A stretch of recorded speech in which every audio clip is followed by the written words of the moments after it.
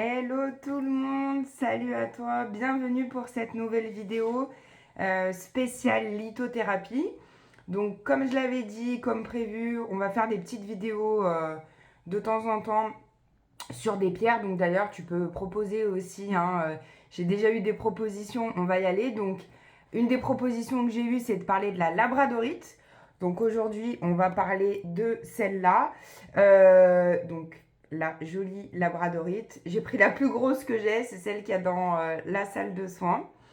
Donc la labradorite, on va faire, donc c'est une petite intro un peu importante entre guillemets.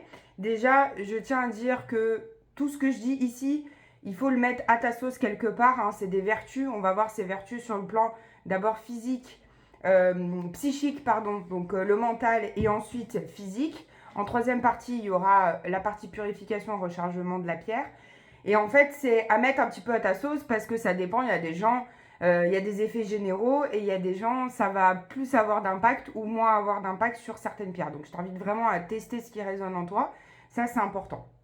Donc, la labradorite qui se présente, je pense que tu la connais, hein. Elle a plusieurs, elle a des petites stries, elle peut avoir des reflets bleus, des reflets un peu verts. Il y en a certaines qui ont moins de reflets, tu vois, comme celle-là. Bon, peut-être que celle-là d'ailleurs est un peu fatiguée. Je t'expliquerai dans l'étape rechargement comment on voit. Après, il y en a qui sont très très claires comme celle que j'ai au poignet. Ça dépend aussi de leur origine, d'accord? Donc, première partie sur le plan mental, donc sur le plan psychique, qu'est-ce qu'elle va nous apporter? Mais en fait, c'est une pierre de protection.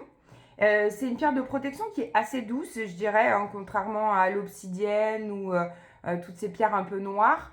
Elle est très douce. En fait, elle va agir comme une éponge énergétique. Donc, elle va absorber les énergies négatives qu'il y a autour de toi, que ce soit par les ondes ou les personnes ou voilà, plein de choses. Elle va absorber tout ça. Donc c'est vraiment, moi je l'appelle un peu la pierre éponge, la pierre d'absorption. C'est pour ça que on verra, hein, qu'elle a quand même besoin fréquemment d'être rechargée, cette pierre. Elle va d'ailleurs aussi régénérer un petit peu les chakras, elle va agir là-dessus, hein, sur le plan psychique.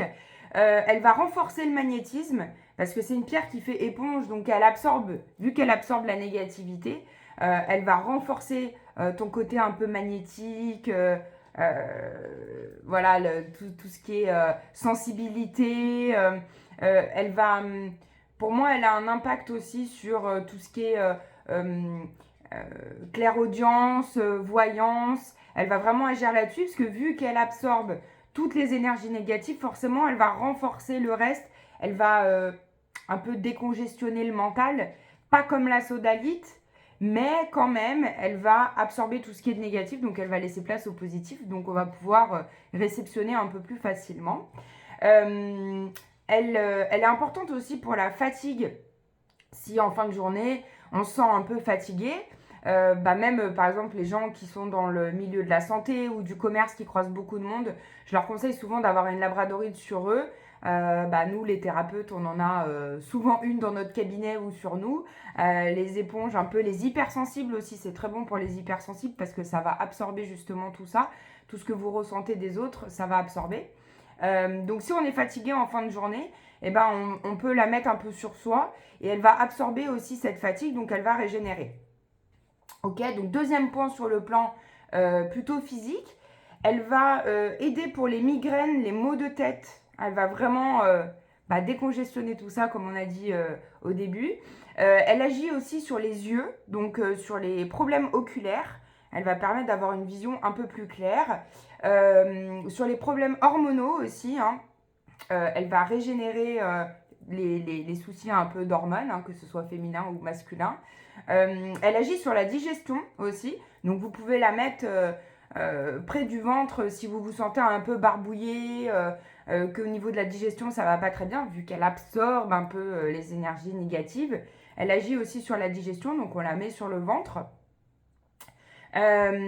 Sur le ventre aussi, pour les femmes, elle agit sur les lunes, elle agit sur les périodes de menstruation. Si vous avez des douleurs à ce niveau-là, vu que elle absorbe les énergies négatives, après voilà, il y a certainement d'autres paramètres qu'elle fait.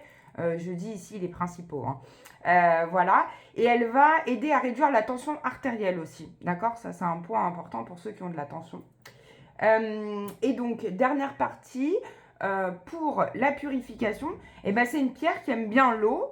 Pour moi, elle aime bien le soleil. Elle se régénère assez facilement au soleil. Enfin, moi, j'aime bien la porter au soleil parce que dès que je la mets au soleil, je la vois, elle est éclatante. Alors, c'est une pierre, vous voyez, je l'ai dit au début, celle-là, elle est peut-être un peu fatiguée. En fait, on le voit quand elle perd de son intensité, de ses reflets. Par exemple, bah voilà, celle-là, elle a des super reflets, on voit qu'elle est brillante, on voit qu'elle est en forme. Et dès qu'on voit qu'elle est un petit peu terne, en fait, c'est une pierre qui va ternir un petit peu comme le quartz rose, par exemple, qui va devenir plus opaque. Quand elle ternit, pour moi, c'est qu'elle est fatiguée. Donc, c'est qu'elle a besoin d'être purifiée. Donc, purification à l'eau, puisqu'elle aime bien l'eau. Au gros sel, toujours en indirect. Donc, avant de recharger, je vous ai dit, il faut toujours purifier la pierre, d'accord? Et elle a besoin fréquemment d'être purifiée.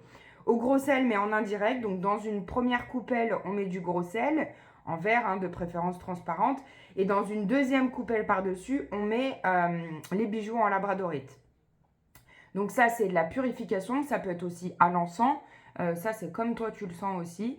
À l'encens, ça peut être dans une géode d'améthyste, dans une géode tout court, sur une fleur de vie. Voilà, une purification, ok? Et après, on va la recharger. Donc, on peut la recharger au soleil. On peut la recharger justement donc, dans une géode d'améthyste où on lui demande de booster son intensité, ok? Ou, voilà, moi j'aime bien, je la porte, je vous dis, au soleil, voilà. Donc, voilà pour la labradorite. J'espère que cette vidéo t'a parlé. Viens me dire en commentaire si c'est ok pour toi. Et puis, je te dis à bientôt pour une nouvelle vidéo.